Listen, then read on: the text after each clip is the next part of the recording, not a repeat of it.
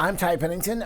You might see my face on shows like Trading Spaces and, of course, also on Extreme Makeover Home Edition. And I'm here to talk about my new book, Life to the Extreme. I wrote it in 7 days, which is a challenge. Why not write a book in 7 days the same way you build a house in 7 days? Because both are theoretically impossible, yet sometimes miracles do happen. With the book, actually, we're doing a $25,000 kitchen makeover giveaway. All you have to do is go to typennington.com/25K and register to become part of the contest. And the great news is not only will you get that money towards your kitchen, but I'll come out and actually consult you and tell you what I think you should do for that kitchen. It was pretty obvious, I guess, from a young age that I was different. I think back then, behavioral-wise, nobody really knew what to call what I had was. And not only that, those generations of people that sort of raised my generation were a little bit more like children to be seen and not heard. And so I was the opposite of that. All you could do is hear me. And I think that's basically kind of what happens with ADHD. You get so frustrated that nothing's soaking in.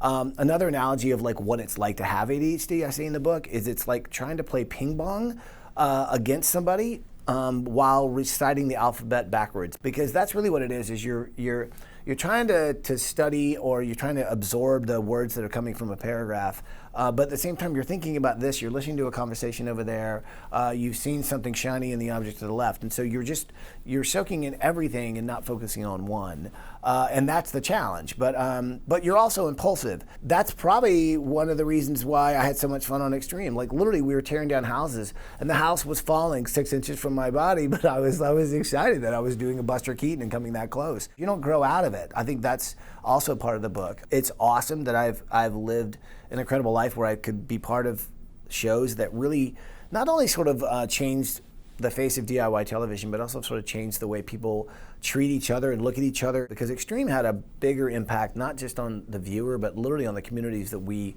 built houses in. So after I left Trading Spaces, I couldn't sleep. I was staring at the ceiling going, how could you leave the best show that you've ever been given? But luckily, these people did want to do a TV show with me. A month later, they called me back and they're like, Ty, I think we've got the show. So you, 6 designers, build a house in 7 days. What do you think? I'm like, I think it's impossible.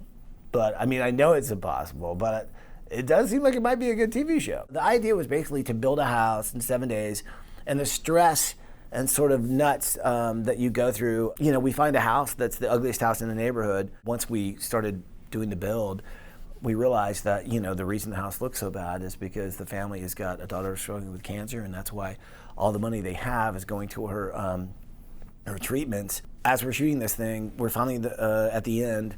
The 2 builders have done an amazing job. I can't believe we actually built a house in 7 days. When we brought that family home, we walked them around the bus.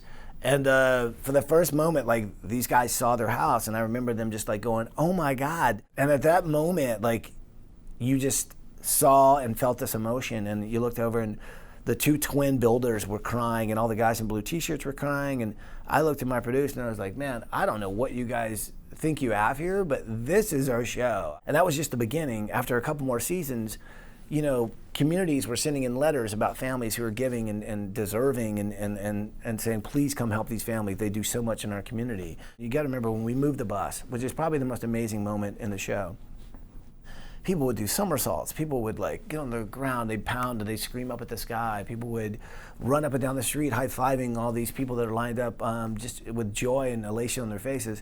To witness that, it changes you as a human being, because you see what change looks like in somebody's face. To be part of that is unbelievable. And something about the power of all this goodness, of wanting to make someone's life better, that really changed everyone being a part of it.